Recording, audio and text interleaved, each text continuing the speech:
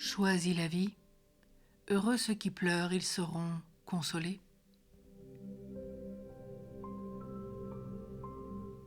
Cette béatitude n'évoque pas particulièrement ceux qui versent des larmes d'exaspération, d'apitoiement sur eux-mêmes et qui se cantonnent dans un scénario de victime.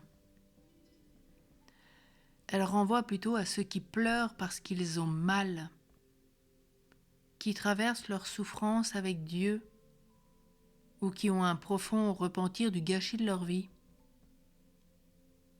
Quel père digne de ce nom, quelle mère aimante n'a pas envie de consoler le chagrin de son enfant?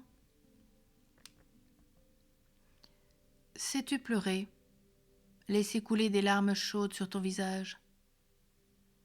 Sais-tu t'abandonner à ta peine? Celle de la séparation d'avec quelqu'un que tu aimes? Celle de la perte d'un être cher? As-tu la simplicité de sangloter, la tête penchée sur l'épaule d'une personne qui t'aime vraiment, sur laquelle tu peux t'appuyer réellement ou spirituellement? Sais-tu te jeter dans les bras de Dieu pour y chercher du réconfort?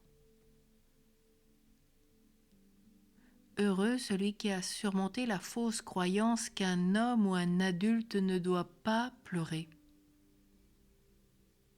Heureux celui qui a retrouvé un cœur d'enfant qui ne ravale pas ses larmes.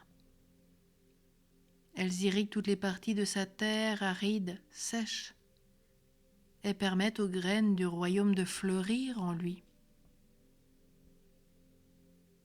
Toi qui as vécu la naissance de ton enfant de Dieu, tu sais combien cette conversion t'a apporté des larmes qui t'a préparé à un état nouveau. Tout pousse sur une terre arrosée par une pluie d'orage. Désormais, tu n'auras plus peur des larmes.